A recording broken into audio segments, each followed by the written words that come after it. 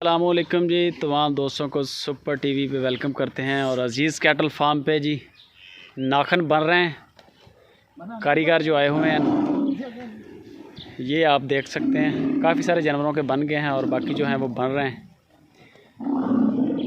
हमारे जो एक्सपर्ट बंदा है जो जानवरों के कटते जा रहे हैं उनको छाँव में लेके जा रहे हैं वो, बाकी ये थोड़ा सा रह गया काम, इंशाल्लाह वो भी हो जाएगा। तो अजीज़ कैटल फार्म पलाई सेंटर है 13,500 रुपया और 18,500 रुपया। ये हमारे साथ हैं जो एक्सपर्ट हैं, हरूनाबाद से मंगवाया है इनको। अरशाद भाई की हाल है? अल्हम्दुलिल्लाह शुक्र है। अच्छा, नाखन बनाने का कोई टाइम भी होंदा, कोई मौसम भी होंदा वा बेस्ट? नहीं सही, इसका कोई टाइम नहीं है, कोई टाइम नहीं होंदा, जो मर्जी बना लो, जो मर्जी बना लो। ये की नुकसान की होंदा है जे अगर ना बनाइए मिसाल के तौर पर? कमजोर रहता है जी, कमज़ोर हो जाता, कमजोर हो जाता है, पैरों पे खड़ो नहीं सकता, लंग मारेगा ये? मारेगा, लंगड़ा हो जाएगा। अच्छा, लंग मारेगा, लंग मारेगा। यानी कि ਜਦੋਂ ਤੁਹਾਨੂੰ ਮਹਿਸੂਸ ਹੋਵੇ ਕਿ ਨਾਖਨ ਵੱਡੇ ਹੋਏ ਆ हाँ जी, ਤੇ ਉਦੋਂ ਤੁਸੀਂ उतारने चाहिए। ਉਤਾਰਨੇ ਚਾਹੀਦੇ ਨੇ। ਕਾਬੂ ਰੱਖੋ ਵੀ, ਕਾਬੂ ਰੱਖੋ। ਅੱਛਾ, ਉਦੋਂ ਉਤਾਰਨੇ ਚਾਹੀਦੇ ਨੇ। ਤੇ ਸਿੰਘ ਸੁੰਗ ਵੀ ਬਣਾਉਂਦੇ ਹੋ? हाँ जी, सिंह भी बनाने। ਸਿੰਘਾਂ ਦਾ ਕਿਹੜਾ ਮੌਸਮ ਹੁੰਦਾ ਬੈਸਟ? सिंह का जी बेस्ट मौसम है तकरीबन 7वां महीना ते 12वां। 7ਵਾਂ ਮਹੀਨਾ ਯਾਨੀ ਕਿ ਲੋਵਾਂ ਵਾਲਾ, ਗਰਮੀ ਵਾਲਾ। मक्खी नहीं होती जी उदों। ਅੱਛਾ, ਉਸ ਮੌਸਮ 'ਚ ਮੱਖੀ ਨਹੀਂ ਹੁੰਦੀ। मक्खी नहीं होती ਤੇ ਜਿਹੜਾ ਹੈਗਾ ਵਾ 12ਵਾਂ ਮਹੀਨਾ उदों भी मक्खी नहीं ਉਦੋਂ ਵੀ ਸਰਦੀ ਬੜੀ ਹੁੰਦੀ ਹੈ, सर्दी होनी, मक्खी नहीं होती। ਯਾਨੀ ਕਿ ਬੈਸਟ ਟਾਈਮ ਇਹੀ ਹੈ ਤੁਹਾਡੇ ਦੇਖਣ हाँ 'ਚ जी तकरीबन ਤਕਰੀਬਨ, ਯਾਨੀ ਕਿ ਇਹਨਾਂ ਮੌਸਮਾਂ ਦੇ ਵਿੱਚ ਜ਼ਿਆਦਾ ਹੁੰਦਾ ਹੈ। ज्यादा होता। हाँ जी, ਇਹ ਮੌਸਮ ਅੱਛੇ ਨੇ, ਬੈਸਟ ਮੌਸਮ ਨੇ जी। ਅੱਛਾ, ਅਗਰ ਸਿੰਘ ਜਿਹੜਾ ਹੁੰਦਾ, ਸਿੰਘ ਨਾ ਵੀ ਬਣਾਈਏ ਉਹਦੇ ਨਾਲ ਕੀ ਹੁੰਦਾ? ਯਾਨੀ ਕਿ ਖੂਬਸੂਰਤੀ ਤੋਂ ਹੀ ਹੈ ਮੈਟਰ, खूबसूरती की कमी होती, और कोई मसला नहीं है। ਉਹਦਾ ਕੋਈ ਜਾਨਵਰ ਦੀ ਸਿਹਤ ਤੇ ਤਾਂ ਕੋਈ ਸਾਈਡ ਇਫੈਕਟ ਨਹੀਂ ਹੈਗਾ। सेहत ते नहीं, ਜਿੱਦਾਂ ਨਾਖਨ ਦਾ ਤੁਸੀਂ ਕਹਿ ਰਹੇ ਹੋ, नहीं सेहत ते कोई मसला ਨਾਖਨ ਤਾਂ ਮੈਂ ਦੇਖਿਆ ਕਿ ਕਈ ਜਾਨਵਰ ਜਿਹੜੇ ਹੈ ਉਹਨਾਂ ਦਾ ਲੰਗ ਮਾਰਨ ਲੱਗ ਪੈਂਦੇ ਆ, जी। ਇਸ ਤਰ੍ਹਾਂ ਹੈ ਨਾ। इस तरह ਤੇ ਜੇ ਅਗਰ ਯਾਨੀ ਕਿ ਨਾਖਨ ਸ਼ਾਖਨ ਸੈੱਟ ਹੋਣਗੇ ਤੇ ਫਿਰ जानवर खूबसूरत भी लगेगा, ਖੂਬਸੂਰਤ ਵੀ ਲੱਗੇਗਾ ਤੇ ਰਿਲੈਕਸ ਰਹੇਗਾ। रिलैक्स रहेगा। ਇਨਸਾਨ ਵਾਲਾ ਹਿਸਾਬ ਆ, बेशक। ਜਿੱਦਾਂ ਇਨਸਾਨ ਦੇ ਨਾਖਨ ਆ। बस भाई, हाँ जी, यह जी मुकम्मल है तरीक़ाकार। बछड़े को पेटी लगा के गिराया गया है, बछड़ा पड़ा हुआ है आराम से।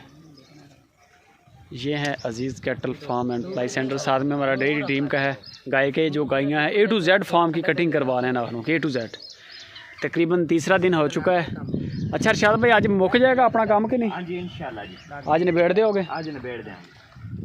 सारे जानवर A to Z इंशाल्लाह जो है ना जी हमने करने हैं, कोई जानवर भी नहीं छोड़ना, छोटा बड़ा जिसके भी, यानी कि थोड़े थोड़े भी बड़े हैं ना नाखन, इंशाल्लाह उनकी कटाई होगी। दोपहर का टाइम है, यहाँ पर लगते हैं कोई 10 से 15 मिनट लगते हैं एक एक जानवर को। ये देखें, अब ये 2 पाँव बन गए हैं पीछे का, बैक साइड वाले। अच्छा, ये कटाई दे विच एहतियात भी ज़रूरी है, यानी कि कच्चा ना लवे नाखन है। कच्चा अगर नाखन लेगा तो फिर लंगड़ा होएगा जी, फिर भी लंगड़ा हो जाएगा, लंगड़ा होएगा। हाँ जी, जानवर को तकलीफ होएगी। तकलीफ होएगी। अल्लाह का शुक्र है जी, तकरीबन 100 के करीब बच्चों के उतार लेने नाखन, तो कोई जानवर जो ऐसा नहीं है जिसे यानी कि इन्होंने कच्चा लाया हो। बंदा एक्सपर्ट अरशाद भाई हरूनाबाद चों बुट्टर डेयरी फार्म फैसल भाई ने स्पैशल इन्होंने भेजा, उन्होंने मुहब्बत अजीज़ कैटल फार्म ना, उन्होंने उत्थों सानू टाइम दे के बंदा जोड़ा सानू भेजा। नहीं तो बाकी सराउंडिंग दे विच जेहड़े अजकल कोई सीजन भी है, अजकल मैं कहना सीजन भी है, थोड़ा बंदे मुश्किल मिल रहे हैं, है ना? सीजन चल रहा नाखना दा, है। हाँ जी, नाखना दा भी, नाखना दा, उधरों गंदम दा भी, उधरों गंदम दा, ये भी है मेन अपने इलाके में, भी बड़ा अफेक्ट करता, क्योंकि कटाई वगैरह जी है अजकल अरूज ते है।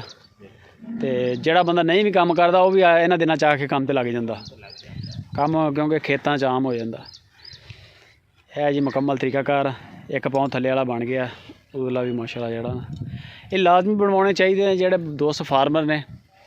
उसकी वजह यह है कि दस ही दिता अरशाद भाई ने भी जानवर जेड़े ने स्ट्रैस विच आ जांदा, नाखन वड्डे होणगे ते स्ट्रैस लैगा, लंग मारेगा, तो ये जेड़े मसाइल है इन्हां तो बचने वास्ते जेड़ा तरीकाकार है कि ज़रूरी है, बजाय कि तुसीं उधरों वंडे पाई जाओ, नाखन ना सही होण फिर सिंह। अच्छा, तुसीं अरशाद भाई साडा फार्म दे सारे जानवरां नूं तकरीबन 1 बाय 1 टच कीता, कोई वड्डे सिंगां वाले लगदे यानी कि जिन्हां दे बहुत वड्डे सिंग होण, कोई खूबसूरती खराब करदे होण? नहीं है, इदां दा कोई जानवर नहीं है। नहीं है। अलहमदुलिल्लाह सिंगां दे मामले तकरीबन साडा कंप्लीट है। सिंग शायद एक भी जानवर दे असीं नहीं बनवावांगे, ते बाकी जिहड़ा है खुरियां शुरियां ये इंशाल्लाह जड़ियां ना मुकम्मल ਹੋ ਜਾਣਗੀਆਂ। ਇਹ ਅੱਜ ਉਮੀਦ ਆ ਕਿ ਅੱਲਾ ਦੇ ਹੁਕਮ ਨਾਲ ਨਿਬੜ ਜਾਏਗਾ। ਅੱਛਾ ਇਹ ਹੁਣ ਕਟਾਈ ਹੋ ਗਈ ਹੈ? हाँ जी गुंडी कटो ਮੁਕੰਮਲ ਹੋ ਗਈ ਕਟਾਈ। ਚਲੋ ਛੱਡ ਦਿਓ ਬਈ। चलो जी बिस्मिल्लाह करो। ये जी राना साहब हैं फैसलाबाद से, हमारे मेंबर हैं। उनका ये बछड़ा था।